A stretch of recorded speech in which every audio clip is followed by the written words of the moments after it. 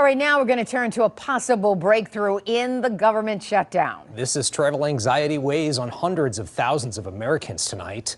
5 moderate Democrats broke ranks Sunday night and voted with Republicans to advance the deal. Senate Majority Leader John Thune says he hopes passage will take hours, not days. The legislation would still need to clear the House before the government could fully reopen. We're going to take a live look now at FlightAware's misery map showing the impact the shutdown is having at airports across the country. Detroit Metro Airport saw 104 cancellations and 252 delays just today. And the flight cancellations are impacting another industry, that's car rentals. With more people turning to the road, it's leaving some scrambling for a rental. 7 News Detroit reporter Darren Cunningham is talking to one couple making the most of a bad situation.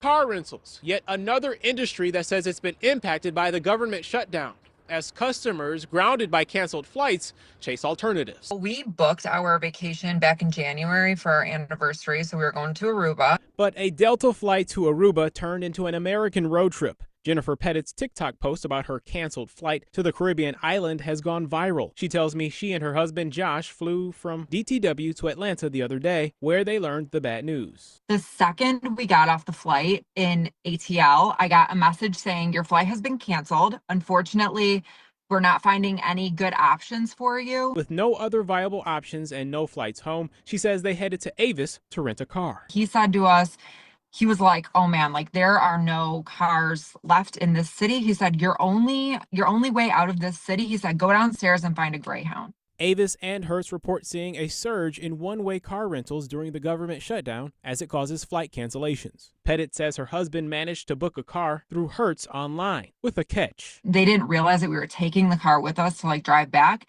And she was like, I don't know. She was like, I don't know if we're going to be able to like accommodate that. She's like, let me see what I can do. And she sat there. She was like, I can give you like, it seemed like it was like the last vehicle that they had. Hertz allowed them to rent this Jeep, and they've made a road trip out of it as they head back north. Are, I guess, kind of like lucky that it wasn't something like overly serious because it is affecting like people's like livelihoods. Referring to the government shutdown, where an end is finally in sight, David Fishman with Cadillac Travel says a car rental shortage has been years in the making. He says during the pandemic, rental car companies sold a lot of their inventory, and more people are turning to ride-sharing to get around. He says the canceled flights from the shutdown may exacerbate the problem. Once that inventory is out of their control and it's in a destination 2 hours away, 3 hours away because their connecting flight got canceled. Now you have a bigger problem with getting those cars back. Darren Cunningham, 7 News Detroit. Okay, thank you, Darren. Now, we've heard about a possible resolution, but I wanted to know just how much longer the government shutdown could go on and how long it could take for airports to return to normal. So I reached out to Aaron Call, a political analyst at the University of Michigan, to find out.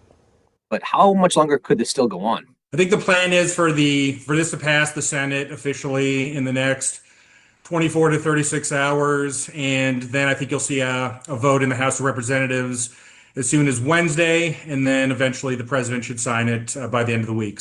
Even when the deal does become official, it may take as long as another week to get to 100% capacity and normal routes for all the different airlines, but that should be done just in time for the start of the holiday travel season with Thanksgiving and Christmas coming up.